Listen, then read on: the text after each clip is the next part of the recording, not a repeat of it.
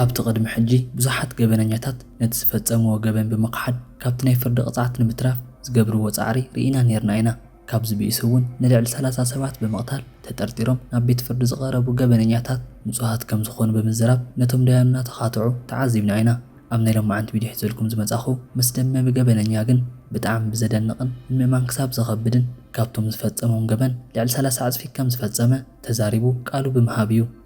እዚ መገረሚ ኣሜሪካዊ ንፖላይስነት ቤት ፍርድን ን600 ሰባት ዝኣኽሉ ከም ዝቐተለ ተዛሪቡ እዩ እቶም ዝፈጸሞምን በቶም ፖላይስ ተረጋገጹን ናይ ተቐትለት ብዝሕ ግን 11 ጥራይ ነይሩ ኢሉ እውን ካብ ዝተለዓለ እዚ ሲሪያል ኪለር ብናይ ሚልዮታት ሰባት ዘ ኮንቬንሽን ኪለር ብዝብል መፀውዒ ተዋሂብዎ እዩ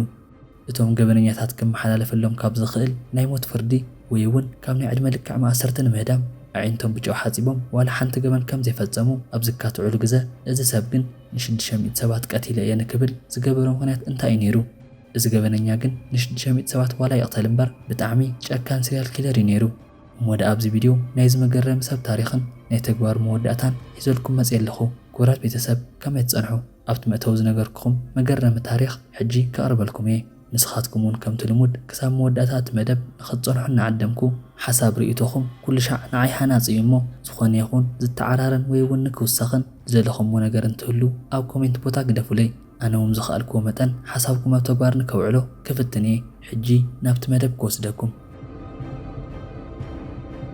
ሄነሪ ሉካስ እዩ ዝበሃል ኣብ ቨርጂንያ ውሽጢ ብላክስበርድ ኣብ ዝበሃል ከባቢ ኔሊ ሉካስ ካብ ዝተባህለ ታዲኡን ኣንደርሰን ሉካስ ካብ ዝተባህለ ብኡን ኦገስት 23 ብ1936 ይውለድ ሄነሪ ካብቶም 9 ኣባላት ዘለዎ ስድራ ውሽጢ እቲ ሕሳስ ቆልዓ ዝነበረ እንትኾን ከምቶም ካልኦት ቤተሰብ ናይ መወዳእታ ውላድ ብምዃኑ ብፍሉይ ሓበሓበ ዘይኮነ ዝዓበየስ ናይ ዝቆልዓ ኣተዓባብያ ኣዝዩ ሕማቕን ብፈተናታት ዝተመልኡን እዮም ነይሮም ናይ ሄነሪ ህይወት ገና ብቁልዕነቱን ክኸብድ ዝገበሮ ወላድ ብኡ ብናይ ባቡር ሓደጋ ክልተ ነጋሩ ስለተቆርጻ ከም ልቡ ተንቀሳቒሱ ክሰርሕ ብዘይምኽኣሉ እርሳስ ጥራይ ብምሻጥ ንቤተሰቡ ክሕግዝ ይፍትን ነበረ ካብዚ እውን ተላዕለ ን9 ውላድን ብሓደጋ ክልተ ነጋሩ ንስኣነ ብኡን ንበዓል ገዛ ናይ ምምሕዳር ሓላፍነት ዝነበራ ኣዲኡ ኔላ እያ ነይራ ኣብ ናይ ዝሙት ስራሕ ብምእታው ገንዘብ ክትረክብ ነይርዋ ኢሉ እውን ንሄነሪ ናይ መሬት ገሃንም ዝኾነቶ ወዳሊት ኣዲኡ እያ ነይራ ኔሊ ወዳ ሄነሪ ገና ወዲ 8 ዓመት እንከሎ ኣብ ርእሱ ብዕንፀይቲ ሃሪማ ንሰለስተ መዓልትታት ኣብ ኮማ ውሽጢ ኣትዩ እኳ ዝፈልጥ እንተነበረ እተብፅሕሉ ዝነበረት ክፍዕ ግን ኣብዚ ጥራይ ዘቋርፅ ኣይነበረን ኔሊ ናብ ገዛ ውሽጢ ዓማዊላ ሒዛ ብምምፃእ ስርሓ ትሰርሕ ነይራ ኣብ ሰዓት ድማ ሄነሪ ነዚ ክትፍጽሞ እንኮላ ንኽሪኣ ተገድዶ ነይራ ሄነሪ ናይ ኣዲኡ ተግባር ንምርኣይ ስለ ዝኸብዶ ንትእዛዛ ረጊፁ ካብ ገዛ ወፂኡ ይኸይድ እዩ ነይሩ ናብ ገዛ ክምለስ እንከሎ ግን ዘጓንፎ ይፈልጥ እዩ ናብ ገዛ ምሳኣተወ እውን ኣዲኡ ንምንታይ ምስ ዓማዊለይ ርክብ ክገብርን ከለኹ ዘይትርእኒ ኢላ ተሃርሙ እያ ነይራ ሉካስ ወዲ 10 ዓመት እንከሎ ድማ ሓው ብኻራ ዓይኑ ጻሕቢርዎ ኢንፌክሽን ይፈጥረሉ ኣዲኡ ነዚ እናረኣየት ንብዙሓት መዓልትታት ነቲ ኢንፌክሽን ከይሕከሞ ትገብሮ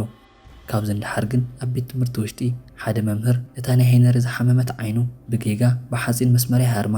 ኣብዚ ሰዓት ናይ ሄነሪ ዓይኒ ብጣዕሚ ስለተወድአ ብኦፕሬሽን ወፂኡ ኣርቲፊሻል ዓይኒ ይግበረሉ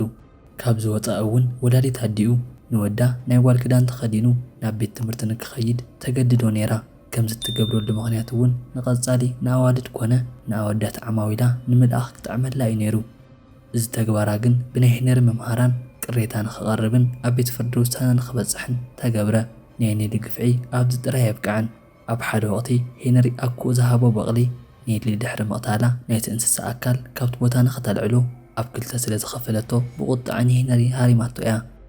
ሄነሪ ብጣዕሚ ዘጽልኡ ናይ ቁልዕነት ግዜ ከም ዘሕለፈ እዚኣቶም እኹል መረዳእታ እኳ እንትኾኑ ብዛዕባ ተዓባቢኡ ግን ብገዛእ ቃሉ ዝተዛረበ ክውከሰኩም ሄነሪ ብዛዕባ ቁልዕነቱ እንትሓስብ ከምዚ ክብል እዩ ዝገልጾ ንህይወተይ ብጣዕሚ ይጸልኦ ነይረ ንኹሉ ሰብ ብማዕረ ጸልኦ ነይረ ኣብ ቁልዕነተይ ዝዝክሮ ኣደይ ንኽብላ ብጣዕሚ ዘጸግመኒ እዚኣ ሰብ እንተወሓደ ን2 ዓመታት ናይ ጓል ክዳን ንኽገብር ተገድደኒ ነይራ ኣብ ገዛ ውሽጢ እውን ናይቲ ቤተሰብ ከልቢ ከም ዝኾንኩ ክሳብ ዝስምዐኒ ዝኣክል ግፍዒ ትፍጽመለይ ነይራ ብዙሕ ሻዕ ተሃርመኒ ነይራ ኢሉ እውን ዝኾነ ወዲ ሰብ ክገብሮም ዘይደልዮም ነገራት ንኽገብሮም ትእዝዘኒ ነይራ ንሄነሪ ኣቦ ኣብ ዝሑል ዝኾነ ምሸት ካብ ገዛ ወፂኡ ብምሕዳሩ ብኒሞንያ ህይወቱ ክሓልፍ ክኢሉ እዩ ሄነሪ ካብዚ እንድሓር ናሻድሻይ ክፍሊ ተምሃራይ እንከሎ ካብ ገዛ ጠፊኡ ናብ ቨርጂንያ ኸይድ ንኡስ ኣብ ዝነበረሉ ሰዓት እውን ሄነሪ ብዙሓት ዘጽልኡ ተግባራት ክፍጽም ዝጀመረ እንትኾን ካብዚኣቶም መንጎ እንስሳት ብምሓዝ ዝተፈላለዩ ናይ ስጋ ርክብ ዓመፅ ድሕሪ ምፍጻሙ ይቐትለን ነይሩ ንምዝርዛር ዝኸብዱ ብጣዕሚ ሕማቓት ተግባራት ይገብር ዝነበረ እኳ እንተኾነ ብዙሓት ናይ ሰርቂ ገበናት ድሕሪ ምፍጻሙ ኣብ 1954 ናይ 4 ዓመት ፍርዲ ተመሓላሊፉሉ ናብ ቤት ማእሰርቲ ኣትዩ እዩ። ድሕሪ 3 ዓመታት ናይ ቤት ማእሰርቲ ጻንሒት ካብቲ ማእሰርቲ ክሃድም ዝኽኣለ እኳ እንተነበረ ድሕሪ 3 መዓልቲ ግን ተታሒዙ ናብቲ ዝነበሮ ካርሼለ ክኣቱ ክኢሉ እዩ። ኣብ መወዳእታ እውን ብ1959 ዓ.ም ቅፅዓት ወዲኡ ክወፅእ ክኢሉ እዩ። ሄነሪ ናይ ፈለማ ቅትለት ፈጺመ ኢሉ ዝተዛረበሉ ብ14 ዕድሚኡ ከም ዝፈጸሞ ዝገለጸ እንትኾን ነታ ጓል 14 ዓመታ ንላውራ በርንስሊ ነይሩ። ሄነሪ ከም ዝብሎ ላውራ ንሜና እናኸደት ምስ ረኸባ ጠጠው ንኽትብል ዝገበራ እንትኾን ካብኡ እውን ኩሉ ሸዓዲኡ እናገበረቶ ዝሪኦ ዝነበረ ናይ ስጋ ርክብ ንኽገብሩ ይሓታ ኣይፋል ስለ ዝብለቶ ግን ኣገዲዱ ንኸዕምፃ ከም ዝፈተነን ንሱ እውን ኣብ መወዳእታ ከይተሳኽዐ ብምትራፉ ሓኒቑ ከም ዝቐተላ ተዛሪቡ እዩ። ነዚ ቃል ኣብ ዝሃበሉ ግዜ እንትዛረብ ብጣዕሚ ፈሪሑ ከም ዝነበረን ኣብ ቁልዕነቱ ዝበፅሖ ግፍዒ ናብ ዓይኑ እንትመጽእ ብዘይፍላጥ ከም ዝገበሮ ገሊጽዎ ነይሩ። ኣብቲ ድሓር ግን ነቲ ዝሃቦ ቃል ከም ዝፈጸሙ ነዚ እውን ከይተረፈ ይኽሕድ። ኣብ 1959 ዓ.ም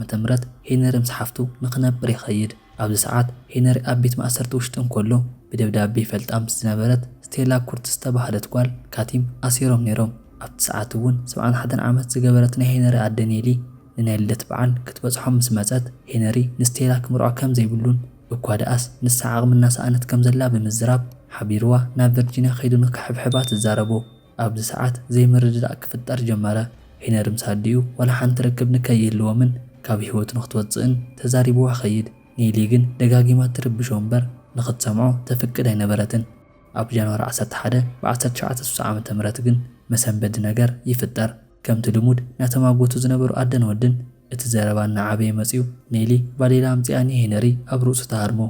ትዕግስቱ ካብ መጠን ንላዕሊ ዝኾነ ሄነሪ ኣብ ናይ ኣዲኡ ክሳድ ብኻራ ወጊኡ ይቐትላ። ሄነሪ ብዛዕባ ዝተጓንፎ እንትዛረብ ኣብ ክሳዳ ብጽፊዒት እናሃረም እኳ ከም ዝነበረ ይዝክር። ካብኡ ግን ብሃንደበት ምስ ወደቐት ከልዕላ ኣይደንን። እንተረኣኽዋ ግን ኣብ ክሳዳ ተወጊኣ ሞይታ እያ ነይራ። ኣባይ እውን ኣብ ኢደይ ካራ ሒዘ ነይረ እዩ ዝብል። ዋላ እኳ ሄነሪ እቲ ዝሃቦ ቃል ከምዚ እንተኾነ ሓፍቱ ናብቲ ገዛ ምስ እትመጽእ ግን ኔሊ ዋላ እኳ ብዙሕ ደም ተፈሰሳ ብህይወት ነይራ እያ። ብቕልጡፍ ናብ ኣምቡላንስ ደው ኢላ ክሳብ ዝበጽሑ ግን ኔሊ ህይወታ ይሓልፍ። እቲ ናይ ሬሳ ምርመራ ዘሪኦ ኔሊ ኣብ ክሳዳ ስለተወግአት ናይ ልቢ ድኻማ ሕማም ተላዒልዋ ከም ዝሞተት እዩ። ሄነሪ ናይ ኣዲኡ ብምቕታሉ ብቕልጡፍ ተታሒዙ ናብ ቤት ፍርዲ ዝቐረበ እንትኾን እቲ ተግባር ዝፈጸሙ ንባዕሉ ንምክልኻል ከም ዝኾነን ኣብ ርእሱ እውን ሓዊሱ ኣብ ዝተፈላለዩ ናይ ኣካሉ ቦታ ኣዲኡ ደጋጊማ ዝሃረመቶ ብምዃና ሕዋይ ከም ዘለዎ ይዛረብ። ስለዚ ድማ ካብዚ ተላዒለ ሓደ ነገር ክገብር ነይሩኒ ተዘይኮይኑ ግን ንሳ ቀዲማ ክትቀትለኒ ነይራ ክብል ይዛረብ። እቲ ቤት ፍርዲ ግን ናይ ሄነሪ ምጉት ምእመን ኮይና ይረኸቦን። ካብዚ ተላዕለ እውን ጃክሰን ስቴት ጀንመንተሪ ናይ 40 ዓመት ማእሰርቲ ንኽቕጣዕ ይፍረደሉ። ሄነሪ ኣብ ማእሰርቲ ኣብ ዝነበረሉ ሰዓት ከብዱን ኢዱን ብኻራ ብምሕራድ ንባዕሉ ከጥፍእ ሓሲቡ ንብዙሕ ግዜ ይፍትን ነይሩ። ሄነሪ ካብዚ ንድሓር ናብ ኣዮና ስቴት ሆስፒታል ተዘዋዊሩ ናይ ኤሌክትሪክ ሾክ ቴራፒ ልምምድን ብዙሕ መጠን ዘለዎ መድሓኒት ፈተና ይካየደሉ ነይሩ። ኣብዚ ሆስፒታል እውን ን4 ዓመታት ጻንሒት ገይሩ ኣብ 1966 ዓ.ም ናብ ቤት ማእሰርቲ ይምለስ። ሄነሪ ናይ 11 ርጉእ ዝኾነ ገበን ቅትለት ዝፈጸመ ዋላ እንተኾነ ነቶም መርመርቲ ካብ 600 ንላዕሊ ዝኣኽሉ ሰባት ከም ዘቐተለ ብምዝራቡ ኣብቲ መእተዊ ተወኪሰኩም ነይረ። እዚ ከመይ ክኸውን ከም ዝኽኣለ ሕጂ ክዛረበኩም። ኣብ ኖቨምበር 19 ብ1983 ሄነሪ ናብ ዊልያምሰን ካውንቲ ቤት ማእሰርቲ ተመሓላሊፉ ነይሩ። ሄነሪ እውን እንትዛረብ ኣብቲ ቤት ማእሰርቲ ውሽጢ ይበጽሖ ካብ ዝነበረ ስቓይ ተላዕለ ንባዕሉ ከጥፍእ ይፍትን ነይሩ። ኣብቲ ቤት ማሒር ውሽጢ እውን ሓቢሮም እተኣስሩ ገበነኛታት ብጣዕሚ የጸግሙሉ ከም ዝነበረን ፖላይስ እውን ጥራይ ዝባኑ ንክኸውን የገድድዎ ከም ዝነበሩን ኣብ ኣዝዩ ዛሕሊ ዘለዎ ክፍሊ ውሽጢ ከም ዘእተውዎን እዚ እውን ምእኻል ኣቢዎም ናይ ብልዕቲ ቆርበት ከም ዝገፈፍዎ ተዛሪቡ ነይሩ። ቀጺሉ እውን ድሕሪ ንእሽተይ መዓልትታት ናብ ቤት ፍርዲ ቀሪቡ 2 ሰባት ከም ዝቐተለ ይኣምን። ቀጺሉ ግን ካልኦት 100 ሰባት ከም ዘቐተለ ይዛረብ። ምስ ካልኦት ናይ ድሕንነት ኣባላት እንትዛረብ ካልኦት ብዙሓት ሰባት እውን ቀቲለ ክብል ይዛረቦም። ኣብዚ ነገር ፍሉይ ድሌት ዘርአይ ናይቲ ከባቢ ፖሊስ እውን ፍሉይ ታስክ ፎርስ መስሪቱ ትኹረቱ ኣብቲ ነገር ንኽገብር ትእዛዝ የመሓላልፍ።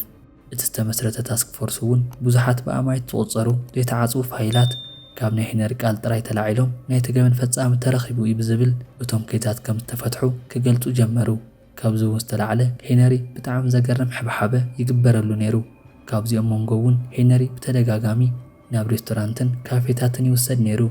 እዳው ብበዝሒ ብካቴና ኣይእሰሩን ነይሮም ኣብቲ ቀጽሪ ፖሊስን ቤት ማሕበር ውሽጥን ብሙሉእ ናጽነት ይንቀሳቐስ ነይሩ ኢሉ እውን ንምእማን ብዝኸብድ መልክዑ ናይ ሓደ ማዕጾታት ናይ ሚስጥር ቁጽሪ ከይተረፈ ይፈልጥ ነይሩ ኢሉ እውን ዝገበነኛ እናሃቦም ዝነበረ ቃላት ብጥርጣረ ዓይኒ ክረኣዩ ዝጀመሩ ሓደ ገበናት ቀቲልዮም ኢሉ ዝኣመነሎም ሓደ ፋይላት ንኸንብብ ይወሃቦ ከም ዝነበረ ምስ ፈለጥዎ እዩ ኣብ ሓደ ናይ ምርመራ ኢንተርቪዋት እውን ሄነሪ ናይቶም ሕቶታት ገጽ ብምንባብ ነቲ መልሲ እናስተኻኸሎ ስለተረኣየ ናይዚ ሰብ ቃል ክእመን ከም ዘይኽእል ሓደ ናይቲ ሕጊ ኣካላት ክዕዘቡ ጀመሩ ቀጺሉ እውን ሃቫይረስ ወርስ ዝተባህለ ጋዜጠኛን ናይ ስራሕ መሳርሕቱን ሄነሪ ፈጺሞም ኢሉ ብዛዕባ ዝኣመነሎም ገበናት ሓቃውነቱ ጸብጻብ ይሰርሑ ኣብዚ ናይ ጸብጻብ ሰዓት እውን ካብ ዘለዕልዎም መደነቕቲ ጽሑፋት እቲ ሓደ ሄነሪ ብፖላይስ ከም ዝፈጸሞ ኣሚኑ እዩ ተባሂሉ ካብ ኮልጌዝ ወይ እውን ካብ ዘይተፈትሑ ናይ ገበን ማህደር ንኽወፁ ዝተገብሩ ቅትለታት ንኽፍጽሞም ኣብ ሓደ ወርሒ ውሽጢ 15700 ኪሎ ሜትራት 13 ዓመት ብዝገበረ ኣረጊት ብዝኾነ ፎርድ ማኪና ክበጽሖም ነይርዎ ዝብል እዩ ነይሩ እዚ ድማ ንምእማን ዘጸግም እዩ ነይሩ ቀጺሉ ድማ ሄነሪ ነቶም ገበናት ፈጺሙ እዮም ዝበለሉ ቦታታትን ናሃቱ ናይ ቀረባ ሰባት ወይ እውን እሙናት ሰባት ኣብቲ ሰዓት ምሳና ነይሩ ኢሎም ቃሎም ዝሃብሉ ቦታን ስለተፈላለየ እዩ ነይሩ ናይ ቴክሳስ ዓቃቢ ሕጊ ብዛዕባ ናይ ሄነሪ ቃልን ኣብቲ ሰዓት ናይ ጸጥታ ኣካላት ማዕረምታ ዘይብሎም ቃላት እንትዛረብ ነዚኦም ኩሎም ቅትለት ብዘይገለ ሓንቲ መረዳእታ ከም ዝፈጸመ እንትዛረብ ጠጠው ከብሎ ዝሓሰበ ዋላ ሓደ ኣይነበረን ፖላይስ ይደልይዎ ዝነበረ ካብ ልዕሊኦም ናይ ስራሕ ጸቕጢ ንምቕናስን ንዘይተፈትሑ ገበናት ፈቲሕናዮም ንኽብሉን ጥራይ ነይሩ ናብ ናይ ሄነሪ ኬዝ ንኽምርምሩ ተመደቡ ጉጅለታት ናይ ሕሶት ቃል ንክህቦም ዝፈጠሩሉ እንትኾን እዚ ኣጋጣሚ ቅድሚ ምፍጣሩ ፖላይስ ነቲ ገበነኛ ፍሉይ ዝኾነ ሓበሓበ ብምሃቦምን ኣብ ዝደልዮ ሰዓት ቴሌቪዥን ንኽርኢ ምፍቃድን ኢሉ እውን ፍሉያት ጥቕምታትን ትወሃብ ወላ ሓንቲ ዝስእንዎ ነገር ዘይብሎም ከም እኒ ሄነሪ ዓይነት ገበነኛ ናይ ሓሶት ቃል ንክህቡ ከም ዝደፋፍእ ሓሲቦምሉ ይፈልጡን ነይሮም ኣብቲ ድሓር ግን መብዛሕትኦም ናይ ሄነሪ ጉዳያት ብፍሉይ ትኹረት ክርእይዎ ስለዝጀመሩ እዚ ነቲ ዝተዋሃቦ ፍሉይ ሓበሓበ ክብል ካብ 600 ላዕሊ ሰባት ብምቕታሉ ዝተዛረበ ገበነኛ ናይ ወላሊት ኣዲኡን ሓዊሱ ብዝተረጋገፀ ናይ 11 ሰብ ቅትለት ናይ ዕድመ ልክዕ ማእሰርቲ ክፍረደሉ ክኢሉ እዩ ኣብቲ ፈለማ ተመሓላሊፉሉ ዝነበረ ብናይ 12 ሰባት ቅትለት ናይ ሞት ፍርዲ ዝነበረ እኳ እንተኾነ ኣብ 1988 ዓመተ ምህረት ኣብቲ ሰዓት ናይቲ ግዝኣት ኣመሓዳሪ ዝነበሩ ብናይ ጆርጅ ቡሽ ምኽንያት ናብ ናይ ዕድመ ልክዕ ማእሰርቲ ንኽቕነሰሉ ተገይሩ እዩ ነዚ ምኽንያት ዝገበርዎ ድማ እታ መበል 12 ቅትለት ተባሂላ ተታሒዛ ዝነበረት ምንነታ ዝተፈልጠት ናይ ኦሬንጅ ሱክ ተባህለት ጓል ቅትለት ሄነሪ ካብቲ ዝተዋሃቦ ኬዝ ፋይል ውሽጢ ኣንቢቡ ከም ዝፈጸሙ ተዛሪብዎ ስለ ዝነበረ እዩ እሞድኣ በቲ ዝተረጋገፀ በቶም ናይ 11 ሰባት ቅትለት ገበን ናይ ዕድመ ልክዕ ማእሰርቱ እናተኸታተለ ኣብ ዝነበረሉ ቤት ማሕበር ውሽጢ ማርች 12 ኣብ 2001 ዓመተ ምህረት ኣብቲ ምሸት ከባቢ ብናይ ልቢ ድኻም ህይወቱ ተሓልፍ ሄነሪ ሉካስ እንትመውት ወዲ 64 ዓመት ነይሩ